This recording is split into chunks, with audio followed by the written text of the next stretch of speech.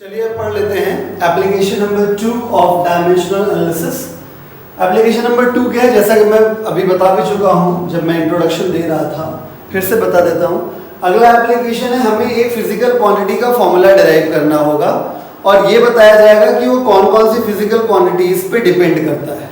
ठीक है, तो इस तरीके के क्वेश्चन को कैसे किया जाता है, तो पहले मैं एक लाइन आपको एक्सप्लेन करता हूं। Application of dimensional analysis number 2 application है to derive the formula for a physical quantity. आपको एक फॉर्मूला बनाना है फिजिकल क्वांटिटी का which depends on at most, ज्यादा से ज्यादा, मतलब जो जिस फिजिकल क्वांटिटी का आपको फॉर्मूला बनाना है वो ज्यादा से ज्यादा डिपेंड करना चाहिए 3 अदर डिफरेंट फिजिकल क्वांटिटीज, क्योंकि 3 से अगर ज्यादा होंगी क्वांटिटीज, इन दैट सिचुएशन ये मेथड इनवैलिड हो जाएगा। यानी कि अगर कोई भी ऐसी फिजिकल क्वांटिटी है जो जिसके फॉर्मूले में 3 से ज़्यादा और क्वांटिटीज आती हैं, तो ऐसे फॉर्मूले को डायमेंशनल मेथड से सिंपली डिराइव कर पाना पॉसिबल नहीं है।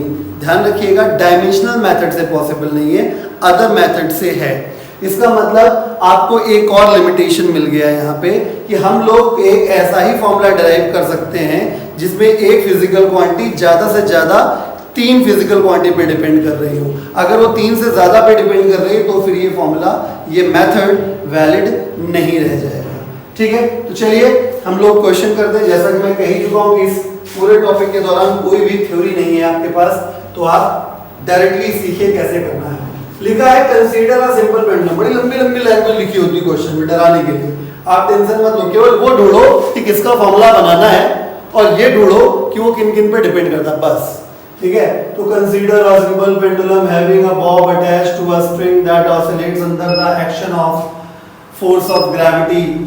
Suppose that the period of oscillation of simple pendulum depends on its length। देखिए, तो suppose that the period of oscillation, जिसको हम लोग नॉर्मली कैपिटल T से डिनोट करते हैं, क्वेश्चन में नहीं दिया था, मैं आपको लिख के दे रहा हूँ, T होता है। ठीक है, और simple pendulum depends on its length L, mass M and acceleration due to gravity G। तो derive the expression for its time period. Very good, पहला आइटम मिल गया कि हमें किसका फॉर्मूला डिराइव करना है। तो सबसे पहले लेट से शुरुआत करिए। लेट, जिसका फॉर्मूला निकालना है उसको लिखिए टाइम पीरियड यानी कि टी, फिर एक प्रोपोर्शनल का साइन है। यही मेथड है, इस तरह क्वेश्चन करने का तरीका ही यही है। फिर क्वेश्चन में पक्का बोला गया होगा किन पे डिपेंड करता है, तो लिखा है डिपेंड्स ऑन, किन पे डिपेंड करता है, लेंथ लिख दो भाई लेंथ, मास लिख दो भाई मास, acceleration due to gravity G लिख दो भाई जी। फिर अपने मन से, आपको अपने मन से power a b c, power मतलब डायमेंशन लिख देनी है अपने मन से। आई बात समझ में? अगला स्टेप क्या होगा? अगला स्टेप सबको पता होता है नॉर्मली, साइन ऑफ प्रोपोर्शनलिटी हटता है और इक्वल के साथ एक कांस्टेंट आता है और बाकी का एज इट इज एल की पावर ए, एम की पावर बी और जी की पावर सी हो जाएगा। इसको फिलहाल इक्वेशन नंबर 1 मान लीजिए और साथ ही साथ ये भी समझ लीजिए कि के क्या है, एक डायमेंशनलेस कांस्टेंट होता है। तो डरने की जरूरत नहीं है, डायमेंशनलेस कांस्टेंट होता है। हर बार हर जो भी क्वेश्चन इस तरीके का आएगा आप हमेशा इसी तरह करेंगे और के को हमेशा डायमेंशनलेस ही कहेंगे। अब फर्दर आगे बढ़ते हैं, आगे बढ़ेंगे तो लिखेंगे writing dimensions, writing dimensions on both side, writing dimensions on both side, दोनों साइड का डायमेंशन लिखते हैं तो भैया T फॉर टाइम पीरियड यानी T फॉर T है, यानी कुल मिला के केवल T ही रहेगा, बाकी M तो है नहीं, तो M की पावर 0, L की पावर 0 और T की पावर +1। ठीक है, बाकी बचा K, तो K डायमेंशनलेस आपने पहले कह दिया, तो M0 L0 T0 लिख देते हैं। L का मतलब L हो गया, L की पावर A हो जाएगी, L की पावर A। M का मतलब मास, मास का सिंबल M होता है, M की पावर B लगी तो देखिए B। G मतलब एक्सेलरेशन ड्यू टू ग्रेविटी। मेरा एक्सेलरेशन तेरा एक्सेलरेशन क्या फर्क पड़ता है, एक्सेलरेशन ही तो है, तो एक्सेलरेशन का क्या होता है LT - 2 और होल पावर हो गया C। चलिए अब सिंप्लीफाई कर देते हैं। ये m की पावर 0, l की पावर 0, t की पावर प्लस 1 है। यहाँ पे हो जाएगा m की पावर 0, चलो बेकार हो गया, m की पावर b हो गया। ठीक है, l की पावर में आ जाइए तो l की पावर 0 है, छोड़ दीजिए, l की पावर a हो गई। और यहाँ पे देखिए पावर 1 है तो 1 इंटू सी सी हो जाएगी, और l सेम बेस होने पावर ऐड हो जाती है तो a प्लस सी हो गया। अब बचा t, तो यहाँ पे t की पावर 0, यहाँ t है नहीं, यहाँ t है, ये है t, तो माइनस का 2 इसके ऊपर, और पावर पे पावर और चढ़ी तो मल्टीप्लाई हो जाती है, पावर की पावर मल्टीप्लाई हो जाती है। ठीक है, तो इस तरीके से देखिए इधर भी mlt के फॉर्म में आ गए, इधर भी mlt, यही करना था। अब क्या करना है, अब लिखेंगे comparing dimensions on both side, comparing dimensions on both side, दोनों तरफ डायमेंशन हम लोग कंपेयर करेंगे। कंपेयर करेंगे तो भैया करो कंपेयर, क्या हो गया, देखिए m की पावर 0 है तो यहाँ पे m की पावर b है, यानी b की वैल्यू कितनी आ गई, 0। चलिए एक काम हो गया आपका। फिर इसको देख लेते हैं, -2c और ये +1 है, t की पावर -2c और t की पावर कितना है, +1। आप सोच रहे हो हमने l की पावर कंपेयर नहीं की, अभी कर रहे हैं, तुरंत कर रहे हैं। ठीक है, तो c की वैल्यू कितनी हो गई, प्लस का 1/2, सॉरी माइनस का 1/2। ठीक है, अच्छा अब बचा a + c = 0, कंपेयर हो गया। समझ में आया क्यों नहीं कर रहा, क्योंकि c की वैल्यू जब पता चलेगी तभी तो ये पता चलेगा। तो हमने a + -1/2 = 0 को a = +1/2 में देखा। देखिए इसी दिन के लिए पाल रखा था इस इक्वेशन नंबर 1 को हमने, मतलब इस इक्वेशन में वैल्यू a b c की रखनी पड़ेगी, इसी वजह से हमने इसको फर्स्ट इक्वेशन मान के पहले से चल रहे हैं।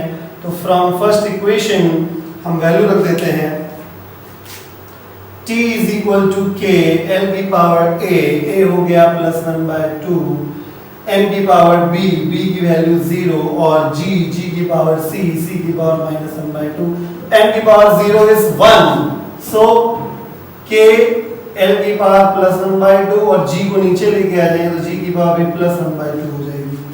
इसको और फर्दर हम लोग सॉल्व करते हैं तो t = k l/g की whole power 1/2, so t = k √l/g। बात समझ में आ गई जी? ठीक है, अब लिमिटेशन नंबर 3, तीसरा लिमिटेशन डायमेंशनल मेथड का, ये जो डायमेंशनलेस कांस्टेंट यहाँ पे आ रहा है इसकी वैल्यू निकाल पाना इस मेथड से पॉसिबल नहीं है। मतलब नॉर्मल जिस मेथड से फॉर्मूला वाकई में डिराइव होता है, जिसमें कंसेप्ट लगता है, ग्रेविटी का सारा कंसेप्ट है, ठीक है, वो भी आपके सिलेबस में है। आप जब चैप्टर में आपको पढ़ाऊंगा सिंपल हार्मोनिक मोशन, तब मैं आपको पढ़ाऊंगा ये सब बातें। ठीक है, तो उस फॉर्मूले में देखेंगे आप कि t = 2π, जहां पे k लिखा है ना, फॉर्मूला ऐसे होता है। एक्चुअल फॉर्मूला जो होता है वो होता है t = 2π √l/g। चलिए t = √l/g इतना तो आ गया, लेकिन k नहीं ला पाए हम। ठीक है, तो ये लिमिटेशन हो गई। मतलब ये नहीं कि आपको यहाँ से यहाँ पे लिखना है, मतलब आपको याद होना चाहिए, मैं ऐसा कुछ नहीं कर रहा हूँ। मैं सिर्फ ये कहना चाह रहा हूँ आपको कि आप बस आपका आंसर यहाँ पे आ चुका है, और इस आंसर को आने के बाद अब आपके दिमाग में एक प्रॉब्लम आ गई है, एक डाउट आ गया कि k की जगह पे क्या रखेंगे। तो यही इस डायमेंशनल मेथड का प्रॉब्लम है कि k की वैल्यू निकाल ही नहीं जा सकती है। ठीक है, this is limitation number 3। By this method we can not find the value of this dimensionless constant. तो आपका आंसर यहीं पे छूट जाएगा, आपको ये लिखने की जरूरत नहीं है। ठीक है, चलिए अब हम लोग पढ़ लेते हैं application of dimensional analysis number 2 के ऊपर दूसरा क्वेश्चन। ठीक है, अगला क्वेश्चन ये लिखा है, देखिए मैंने आपसे क्या कहा था कि आपको जब भी ऐसा सवाल मिले कि आपको फॉर्मूला डिराइव करना है किसी फिजिकल क्वांटिटी का, तो आप क्या करेंगे, आप बस ये ढूंढिए कि इसका फॉर्मूला डिराइव करना है, और ये ढूंढिए कि किन पे डिपेंड कर रहा है। बाकी उसमें क्या भागवत लिखा हुआ उससे कोई मतलब नहीं है। ठीक है, लिखा है the critical velocity vc of a liquid flowing through a tube depends upon the coefficient of viscosity eta of the liquid, बड़ा डर लग रहा होगा पढ़ते पढ़ते, density rho of the liquid and radius r of the tube, use method of dimensions to obtain the formula of vc। मिला, देखो मिला क्या कि हमें फॉर्मूला डिराइव करना है VC का, तो लेट लिखिए VC प्रोपोर्शनल किस पे डिपेंड कर रहा है? देखिए एक है coefficient of viscosity eta, it is eta. अब ये आपके कोर्स में नहीं आया है, आज तक नहीं आया है, तो अभी इसका डायमेंशनल फॉर्मूला आपको याद करना पड़ेगा, ठीक है। दूसरी चीज है डेंसिटी रो, 9 10 में आप लोग डी लिखते थे, और रेडियस आर, इन तीन बातों पे डिपेंड कर रहा है, ठीक है। तो मैंने क्या बताया, अपने मन से पावर ए बी सी आप मान लेंगे, ठीक है। अगले स्टेप में क्या हो जाएगा, साइन ऑफ प्रोपोर्शनलिटी हटेगा, इक्वल लगाने के बाद एक कांस्टेंट आएगा, ईटा की पावर ए, रो की पावर बी और आर की पावर सी हो जाएगा, इक्वेशन नंबर 1 आ जाएगा। फिर हम इस के को मेंशन कर देंगे कि ये क्या है, ये डायमेंशनलेस कांस्टेंट है। फिर अगला स्टेप क्या बताया था, लिखना पड़ेगा दोनों तरफ का डायमेंशंस, तो writing dimensions on both side VC। देखिए सबके डायमेंशन, मेन इंपॉर्टेंट चीज जो शुरुआत से चिल्ला रहा हूं मैं, डायमेंशनल फॉर्मूला जरूर आनी चाहिए। देखिए मैंने सबके आपके हेल्प के लिए डायमेंशनल फॉर्मूले लिख दिए हैं। VC का डायमेंशनल फॉर्मूला LT-1 है, LT-1, तो L का पावर +1, T की पावर -1, M है नहीं तो M की पावर 0 कर दीजिए। K डायमेंशनलेस है तो M0 L0 T0 होता है। ईटा यानी कोफिशिएंट ऑफ विस्कोसिटी, इसका ml-1 T-1 होता है, याद कर लीजिए, स्टार बना दे रहे हैं आपके लिए, ये जनरली फर्स्ट ड्यूटी में जरूर पूछा जाता है, ठीक है। ml-1 T-1 की होल पावर a हो जाएगा। रो मतलब डेंसिटी, मैं बता चुका हूं कई बार, डेंसिटी का ml-3 होता है, तो डेंसिटी का हो गया ml-3 होल पावर b, और r का मतलब हो गया l होल पावर c। तो यहाँ पे ये हो गया m की पावर 0, l की पावर +1, t की पावर -1। देखिए तो m की पावर a प्लस b हो जाएगा, क्यों? क्योंकि ये पावर +1 है, +1 × a और ये +1 × b और सेम बेस होने पावर ऐड हो जाएगी। l की पावर माइनस का a, -1 × a, -3 × b, ठीक है, एंड प्लस c। अब बचा t, तो t की पावर -1 × a यानी माइनस का a। बात समझ में आ गया आपको? आपके अगला स्टेप होता था comparing dimensions on both side, दोनों साइड डायमेंशन कंपेयर कर लेते हैं। तो m की पावर a + b है, चलिए यहां कैलकुलेट कर देते हैं आपके लिए। तो पहली चीज जो सिंगल हो उसको पहले निकालने की कोशिश किया करिए। -a है, t की पावर -1 है, तो -a = -1 gives out a = +1, a आ गया। अब जिसमें दो हो वो देख लीजिए, तो a + b m की पावर 0, a + b = 0, तो 1 + b = 0, so gives b = -1। चलिए b भी आ गया। अब जिसमें तीन हो वो ले लीजिए, -a - 3b + c = +1। Value put कर देते हैं, इंप्लाइज दैट माइनस का a की वैल्यू +1 है, -3b की वैल्यू -1 है, प्लस c = +1, ठीक है। तो इससे क्या आ गया, -1 + 3 + c = 1, तो 3 - 1 = 2, तो c = -1, ओके। ये +2 उधर जाएगा तो -2 और -2 + 1 -1, ठीक है। ये आ गया। अब फ्रॉम फर्स्ट इक्वेशन, पहली इक्वेशन में बस वैल्यू पुट कर देना, आंसर आ जाएगा। VC = K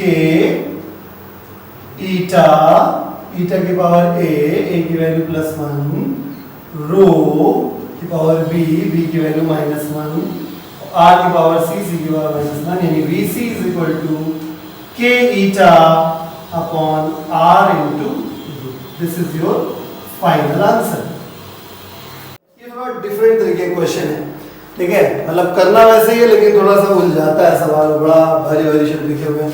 Assuming that mass m of largest stone that can be moved by flowing river depends upon the velocity v of water, its density rho and acceleration due to gravity g, show that m varies as the sixth power of the velocity of water in the river by the method of dimension। मतलब का कुछ मिला लिखा है assuming that mass, skip कर दीजिए, depends on velocity density and acceleration due to gravity. मिल गया, मतलब वर्गा मिल गया। तो सॉल्यूशन पे आ जाते हैं। लेट मास डिपेंड्स ऑन किस पे? Velocity density and gravity. Power अपने मन से ए बी सी, ठीक है। साइन ऑफ प्रोपोर्शनलिटी हटाते हैं, इक्वल लगा के कांस्टेंट लगाते हैं, v की पावर a, रो की पावर b, g की power c। Question number first मान के छोड़ दिया, ठीक है। k क्या है? फिर से लिख रहा हूं, डायमेंशनलेस कांस्टेंट। वैसे अंडरस्टूड होता है, लेकिन मैं आपको और बता रहा हूं। अब क्या करना है? Writing dimensions on both side, writing dimensions on both side. अब इस केस में जितनी डायमेंशंस यूज होनी है उसके बारे में तो लगभग आपको पता ही है। देखिए m है, m की पावर +1 हो गया, l नहीं है, t नहीं है, k डायमेंशनलेस है, m0 l0 t0 हो गया, छोड़ दीजिए। वेलोसिटी का lt-1 होता है, होल पावर a। डेंसिटी का ml-3 होता है, whole power g। Acceleration due to gravity lt-2 होता है, होल पावर c। यानी m की पावर +1, l की पावर 0, t की पावर 0, m की पावर b हो जाएगा। क्यों? क्योंकि m की पावर +1 है, +1 × b b, ठीक है। l की पावर, ये देखिए +1 × a यानी a, l की पावर -3b और l की पावर +1 × c यानी c, यानी +c हो गया। t की पावर -1 × a यानी -a और माइनस का 2c, ठीक है। अब क्या होता है? Comparing dimensions, comparing dimensions on both side, दोनों। देखिए कंपैरिजन भी हो गया है और मैंने कैलकुलेशन भी कर दिया। टाइम बचाने के लिए फटाफट देख लेते हैं। देखिए यहाँ पे b की m की पावर b है, यहाँ m की पावर +1 है तो b की वैल्यू +1 आ गई। यहाँ पे a - 3b + c = 0 है तो a - 3b + c = 0 लिखा और b का वैल्यू उठा के हमने यहाँ प्लेस कर दिया है। b का वैल्यू जब यहाँ पे उठा प्लेस कर दिया तो a - 3 + 1 + c = 0 यानी a + c = 3। Equation number alpha मान लेते हैं फिलहाल। और एक और इक्वेशन मिल रही है हमको -a - 2c = 0, तो -a - 2c = 0। अल्फा और बीटा को ऐड कर दिया तो a से a कैंसिल हो गया, -2c + c = -c = 3, तो c = -3 आ जाएगा। -3 को उठा के इक्वेशन नंबर अल्फा में रख दिया तो a की वैल्यू 6 आ गई, ठीक है। तो यहाँ पे a b और c तीनों चीजें आ गई हैं। अब आप जानते हैं क्या करना है फ्रॉम फर्स्ट इक्वेशन, ठीक है। m = k v की पावर 6, क्योंकि a की वैल्यू 6 है, रो की पावर b की वैल्यू कितनी है +1 और g की पावर c की वैल्यू कितनी है -3। तो फॉर्मूला क्या बनते दिखाई दे रहा है? m = k v की power 6 into rho upon g। तो आप साथ साथ देख सकते हैं कि जो मास का जो रिलेशन है वो v की पावर 6 पे डिपेंड कर रहा है, हेंस प्रूव्ड। तो भैया अब बारी है होमवर्क की। इस टॉपिक के ऊपर मैं आपको 3 क्वेश्चन होमवर्क में दे रहा हूं, ठीक है। तो मैं एक एक करके आपको बताता जा रहा हूं, आपको वैसे ही करना है। पहला क्वेश्चन है speed of sound v in medium depends on the modulus of volume elasticity c। बड़ा भारी वर्ड लग रहा नहीं, मॉडुलस ऑफ वॉल्यूम इलास्टिसिटी। तो आपने अगर प्रैक्टिस करी होगी डायमेंशंस की तो मॉडुलस ऑफ इलास्टिसिटी आपने सुना होगा, उसी का डायमेंशनल फॉर्मूला यहाँ पे काम करेगा। तो इसका जो डायमेंशनल फॉर्मूला होगा वो मैं बता दे रहा हूँ आपको, अगर नहीं याद है तो वो ml-1 t-2 हो जाएगा, ठीक है। डेंसिटी का डायमेंशनल फॉर्मूला आप लोग जानते हैं, ये डेंसिटी लिखा हुआ है।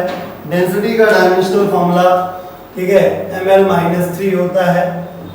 डायमेंशनल फॉर्मूला इज ml-3, ठीक है। तो obtain the formula of speed of sound bye dimensional analysis, ठीक है। यानी आपको स्पीड ऑफ साउंड का फॉर्मूला निकालना है ई और रो के टर्म्स में। तो आप समझ गए हो कैसे करना है, मैंने हिंट कर दिया है कि आपको यहां से शुरू करना है। लेट मार्क करना है speed of sound v proportional e की पावर a और रो की पावर b मान के डैश डैश डैश ब्ला ब्ला ब्ला करेंगे जब आप, तो आपका ये आंसर आ जाएगा। अच्छी बात ये है कि मैंने जितने क्वेश्चन आपको कराए वो 3 वेरिएबल के थे, जिसमें कैलकुलेशन ज्यादा थी।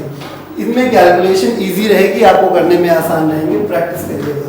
क्वेश्चन नंबर 2 में लिखा है a body of mass and suspended from an ideal spring executing simple harmonic motion. बड़े भारी भारी शब्द है, डोंट वरी, इसको छोड़ दीजिए। The force constant of spring is के। फोर्स कांस्टेंट भी आपको जब आपने प्रैक्टिस अगर करी होगी वहां पे तो आपको पता चला होगा, नहीं करी तो मैं बता दे रहा हूं। फोर्स कांस्टेंट होता है m l की पावर 0 t की पावर -2, ठीक है। ये होता है फोर्स कांस्टेंट का dimensional formula. And time period t, इसका तो डायमेंशनल फार्मूला आपको पता ही होगा, टाइम पीरियड का कैपिटल T हो गया। तो शो करना था, show by dimensions that the formula t = 2 pi √ m by k is incorrect. तो कैसे करेक्ट और इनकरेक्ट चेक होता है आपको पता है। Left hand side right hand side की डायमेंशन सबसे पहले देखी जाती है ना, उसी तरीके से ब्ला ब्ला ब्ला, तो इसको चेक कर लीजिएगा। इस तरीके का रिलेशन देने का एक फायदा भी होता है। फायदा ये होता है कि इससे आपको ये आइडिया वो दे रहा है क्वेश्चन लिखने वाला कि आपको t का फॉर्मूला निकालना है in terms of m and k। यानी अगर आगे क्वेश्चन में बोला जाएगा कि डिराइव द करेक्ट फॉर्मूला, तो इसका मतलब t का फॉर्मूला डिराइव करना है m और k के टर्म्स में। देखिए लिखा भी है establish the correct formula for, establish the correct form, ठीक है। यानी आपको t का फॉर्मूला m और k के टर्म्स में निकालना है। तो मैंने आपको पहली बार तो शो करना था, तो शो जब आप करेंगे तो ये गलत ही निकलेगा, ठीक है, क्योंकि इनकरेक्ट ही शो करना था। अब करेक्ट कैसे डिराइव करना है, तो बस भाई t प्रोपोर्शनल टू लेट कर लेंगे, t प्रोपोर्शनल टू m की पावर a k की पावर b और ब्ला ब्ला ब्ला करते चलेंगे। अल्टीमेटली ये आंसर आ जाएगा और यहाँ पे आपको जो आंसर में मिलेगा वो k मिलेगा, क्योंकि आप k से सॉल्व करेंगे। तीसरा क्वेश्चन भी सेम सेकंड क्वेश्चन जैसा है, बस इसमें प्रूफ करने के लिए नहीं कहा गया, इसमें चेक करने के लिए कह दिया। तो आपको आंसर यस या नो में देना पड़ेगा। A student writes the Einstein's mass energy equivalence relation E = c² by m। बहुत घातक बच्चा था ये। खैर, where m is the mass and c is the speed of light, ठीक है, in free space, is the relation correct? तो answer is incorrect. लेकिन आपको ऐसे नहीं लिखना है, आपको आंसर में बाय डायमेंशंस लिखना है, बताना है कि left hand side right hand side की डायमेंशंस क्या है, बराबर है। तो ठीक है, तो is the relation is correct, तो आंसर आ गया नो, ठीक है। अगर करेक्ट नहीं है तो सही रिलेशन एस्टैब्लिश करना है, तो आप फॉर्मूले की स्थिति को समझ रहे होंगे, तो आप समझ गए होंगे कि E को डिराइव करना है in terms of m and c। तो देखिए यहीं से स्टार्ट होगा, लेट E प्रोपोर्शनल m की पावर a c की power b dash dash dash, और इस तरीके से आपका जो फॉर्मूला आएगा E = k × mc² आ जाएगा।